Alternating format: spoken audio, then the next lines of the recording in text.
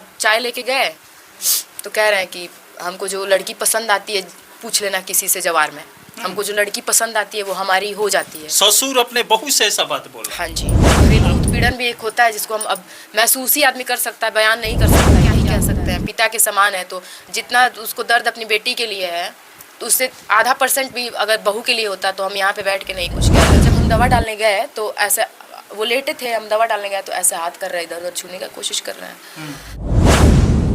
उस शिक्षा का कोई मतलब नहीं जो सामाजिक ज्ञान और संस्कार न सिखाता हो।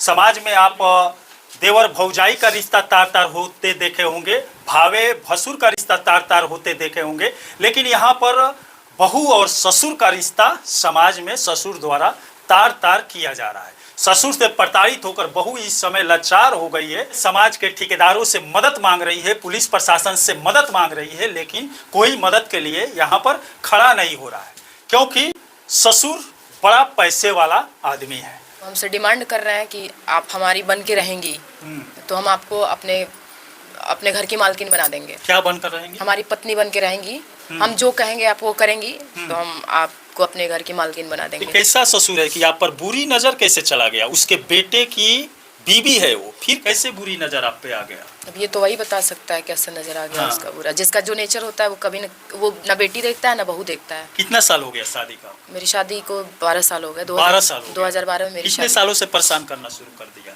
ये 2004 साल से। 4 साल। 2020 से ये मामला शुरू हुआ था और 2020 में ही हम गोरखपुर चले गए थे। आपकी सास नहीं है? नहीं, हमारी सास की चले जाने के बाद, स्वर्ग सिधार होने के बाद, उसके बाद ससुर द्वारा गलत नजर आप पे डाला जा रहा है। अभी हमारी सासू माँ थी और उनका ऑपरेशन हुआ था, घुटने का ऑपरेशन हुआ था नोएडा में। माता जी वहाँ नोएडा में थी और हालांकि वो जर्नी कर नहीं सकती थी तो आई नहीं थी और ये आ गए थे। पहले ही हम थे, हमारे हस्बैंड, हमारे बच्चे और ये थे घर में। हमारे हस्बैंड अक्सर बाहर रहा करते थे और तभी से ये उल्टी सीधी बातें करना शुरू कर दिए थे। पहले हमको अपने एहसानों के नीचे दबाए, तुम बीमार होती हो तो हम तुम्हारा इलाज करवाते हैं। एहसान गिनाने लगे। हाँ, तुमको कपड़ा देते हैं, तुमको खाना देते हैं। कौन हम कर रहे हैं? हम आपको कर रहे हैं तो आप हमको नहीं करेंगे और हमारे पति कमा के दे रहे हैं तो ससुर का तो फर्ज है, ससुर का फर्ज है, उसके ऊपर से हमारे पति कमा के दे रहे हैं तो आप हमको कर रहे हैं तो हम ऐसे इग्नोर कर दिए। चलिए ठीक है, करते हैं, हम भी करते हैं आपको, आप भी। हम अब ससुर को अगर बहू नहीं करेगी, बहू का ससुर नहीं करेगा तो कौन करेगा? तो हम करते थे, हम इग्नोर कर दिए। उसके बाद चाय लेके गए तो कह रहे हैं कि हमको जो लड़की पसंद आती है पूछ लेना किसी से जवार में, हमको जो लड़की पसंद आती है वो हमारी हो जाती है। ससुर अपने बहू से ऐसा बात बोला? हाँ जी। आपको लड़की के तौर पर देख रहा है, बहू के तौर पर नहीं? हाँ। तो हम बोले कि आप जिसको बनाए होंगे, आपका समय था, लेकिन हम ये सब बिल्कुल नहीं करेंगे। उसके बाद से घर में थोड़ा मतलब गलत रिलेशन बनाने की कोशिश किया है ससुर? हाँ बिल्कुल। बनाया भी है? नहीं बिल्कुल नहीं। हम इतना आपके पति क्या बोल रहे हैं? वो कैसे आदमी? हमारे पति बहुत अच्छे आदमी है, बहुत सीधे और बहुत शरीफ आदमी। आप सेकंड पत्नी है उनकी? हाँ जी, हम उनकी सेकंड वाइफ हैं। और वो बहुत सीधे और ईमानदार हैं। और आजकल ईमानदारों के साथ में यही होता है, छल होता है, धोखा और ठगैती होता है उनके साथ में। ईमानदारी का ज़माना नहीं है और वो अच्छे हैं, इसीलिए हम इतने दिनों से उनके घर में स्टे किए हुए। अच्छा, पति आपके कभी पकड़े हैं ससुर के द्वारा ऐसा प्रताड़ित करने या नजर रखने पर? ऐसा कभी आपके पति द्वारा पकड़ा गया है? हमने अपने पति को बताया कि आपके पिताजी ऐसा ऐसा कर रहे हैं तो हमारे ऊपर गुस्सा आ गए कि नहीं, हमारे पिताजी ऐसा कर ही नहीं सकते हैं, ये तुम झूठ बोल रही हो, हम तुमको थप्पड़ मार देंगे, ये करेंगे वो करेंगे।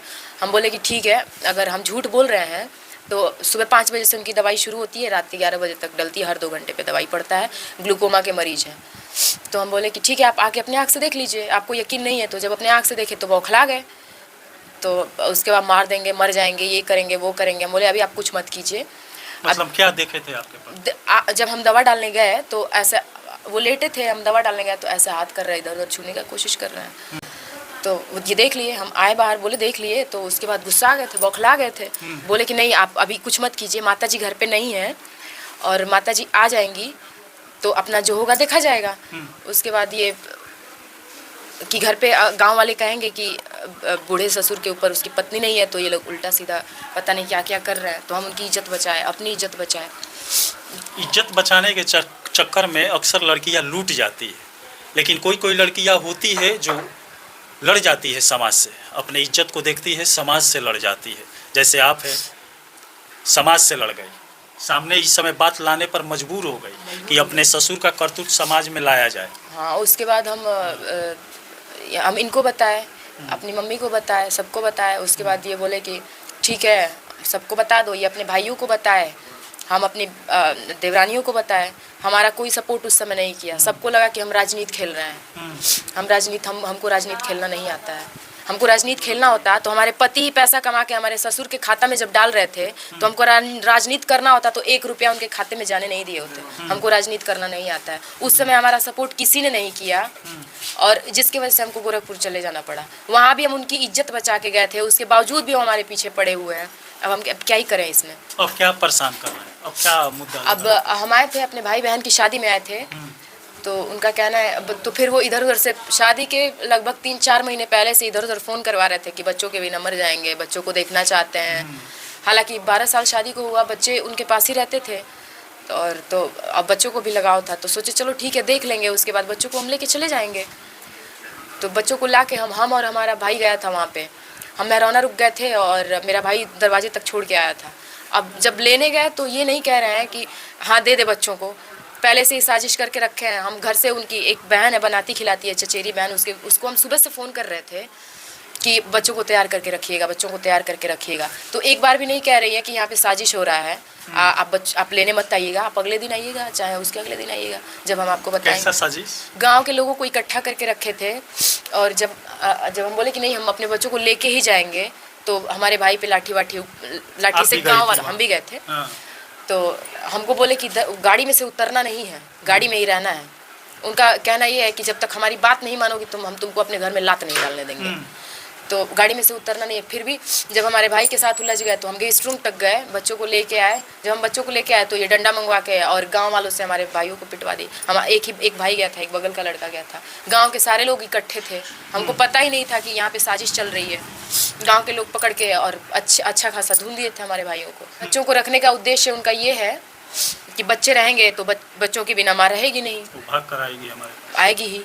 तो बच्चों के पास आएगी तो जो हम कहेंगे वो करेगी बच्चों। अब बाकी सब तो ले लिया तो उसमें तो हम कुछ नहीं बोले, लेकिन बच्चों के लिए तो भाई बोलेंगे ही। तो अब बच्चों को रख लिया, उनका उद्देश्य यही है कि बच्चे रहेंगे तो आएगी और हम जो कहेंगे वो और करेगी। आपके ससुर आपके साथ क्या क्या किए हैं? आप गहना लेके बैठे हैं, गहना मांगने पे गहना लेके बैठे हैं, हमारे पति का पैसा लेके बैठे हैं। हम वो भी संतोष कर दिए थे, हम सब छोड़ छाड़ के गए थे कि चलो ठीक है आप रख लीजिए, हमारी इज्जत बची रहे, आपकी इज्जत बची रहे, आप जो किए हैं हम बचा के रखें। घर में एक संस्कार दिखाई है लेकिन ससुर द्वारा संस्कार नहीं दिखाया गया है। बिल्कुल नहीं, हम वो भी छोड़ दिए कि चलिए ठीक है आप रख लीजिए, आपको उसी में अगर संतुष्टि मिल रही है तो आप रख लीजिए, हमको नहीं चाहिए, ना गहना चाहिए ना पैसा चाहिए, हमको कुछ नहीं चाहिए, आप रख लीजिए। उसके बाद अब जब मांगते हैं तो कहते हैं कि ना गहना देंगे ना पैसा देंगे और हमारी बात नहीं मानोगी तो हम तुमको प्रॉपर्टी से बेदखल कर देंगे। हमको वो भी नहीं चाहिए था, लेकिन बात ये है हमारे बच्चों को रख लिए हैं। अभी हमको ये भी नहीं पता है कि हमारे बच्चे हैं कहाँ। उस समय तो गए थे तो घर ही पे थे बच्चे, लेकिन अभी नहीं पता मतलब हवस इतना अंदर समा गया है कि एक बच्चे को उसकी माँ से नहीं मिलने दिया जा रहा है। कितने नहीं, बच्चे हमारे 2 हैं, एक 8 साल का है, एक 10। पढ़ाई करते हैं बच्चे? पढ़ाई करते हैं। बच्चों के स्कूल से ही फ़ोन आ रहा था कि आपके बच्चे बहुत पीछे जा रहे हैं, उनका बहुत सारा छूट रहा है पीछे से। तो हम गए तो नहीं आने दिए, अब उनका उद्देश्य ही अलग है। तो ये सब अब क्या ही बोल सकते हैं इसमें। अब चलिए, ऐसे संस्कारहीन ससुर के लिए आप क्या कहना चाहते हैं? जिस ससुर को बहू को और अपने बेटे को संस्कार सिखाना चाहिए वही ससुर संस्कारहीन है।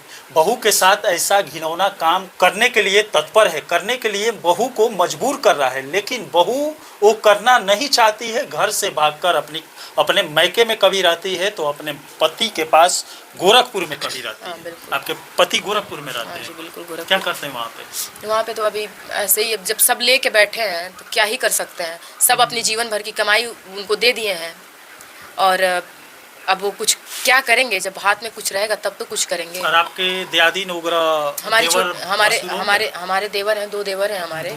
एक देवर दैनिक जागरण में है, बियर का दुकान चलता है, एक देवर का बियर का दुकान चलता है, उनकी पत्नी सरकारी टीचर है। वो लोग अपने अपने जगह पर सेटल है, ठीक है। घर में अपनी पत्नी को नहीं लेकर आते हैं? नहीं, अपनी पत्नी को लेके नहीं आते हैं। इसी सब कारण के वो लोग जानते हैं क्या कि हमारे पिता अब जानते ही होंगे, बिल्कुल जानते होंगे। और वो बिल्कुल जिसका पिता जैसा रहता है वो अपने पिता को जानता ही होगा कि कैसा है। एक पिता होता है अपने बड़े बेटे को सबसे ज़्यादा मानता है। बड़ी बहू भी आप घर की है, लेकिन आप ही के साथ ऐसा हो रहा है। और 2 बच्चे सतर्क हो गए, उस घर में जाते नहीं है?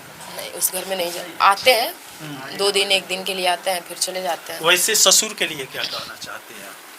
क्या कहेंगे, जिसको ना ये नहीं समझ में आ रहा है कि हमारी बेटी से भी छोटी है, इसको क्या हम क्या ही कह सकते हैं। पिता के समान है, तो जितना उसको दर्द अपनी बेटी के लिए है, तो उससे आधा % भी अगर बहू के लिए होता तो हम यहाँ पे बैठ के नहीं कुछ कह रहे होते। और हम उनको भरपूर सम्मान देते, इज्जत देते हैं हम उनको। घरेलू उत्पीड़न भी एक होता है जिसको हम अब महसूस ही आदमी कर सकता है, बयान नहीं कर सकता है कि क्या होता है उसका मतलब। आपके पिता नहीं है?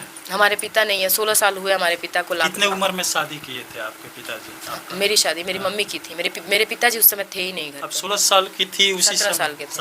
17 साल के थे। मम्मी से बोले कि हम आपकी बेटी को ऐसे रखेंगे, बेटी का टेंशन मत लीजिए, ऐसे ऐसे रखेंगे, वैसे रखेंगे, ये करेंगे आपकी बेटी। आप समझिए कि आपकी बेटी को ससुर नहीं मिल रहा है, पिता मिल रहा है। सब लोग बोले चलो ठीक है, मतलब अच्छा उस समय संस्कार वाला बात सबके बीच में किया था, बिल्कुल, कि आपके बेटी को बेटी की तरह मानेंगे।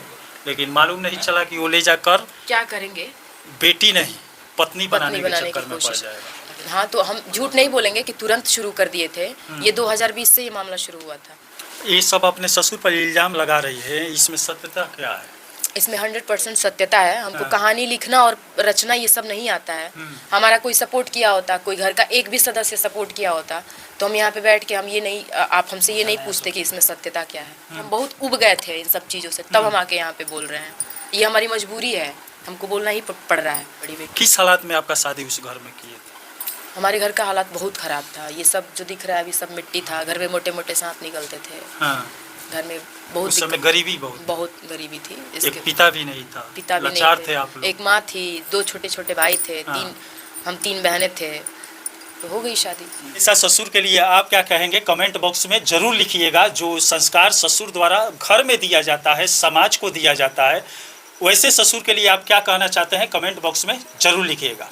चलिए, इसी के साथ में मनिंदर सिंह, दबंग 24 से धन्यवाद। ये जो बयान दे रहे हैं आप अपनी मर्जी से दे रहे हैं ना? बिल्कुल, हम अपनी मर्जी से दे रहे हैं। आपके ऊपर कोई प्रेशर नहीं ना है? कोई प्रेशर नहीं, हम छोटे बच्चे नहीं है कि हमको कोई प्रेशर देगा। हम लोग मीडिया वाले हैं, मीडिया वाला कोई दबाव नहीं ना दिया आपके ऊपर? बिल्कुल नहीं, हम मीडिया वालों को कुछ नहीं कह रहे हैं। ये हमारी मर्जी से हो रहा है जो भी हो रहा है।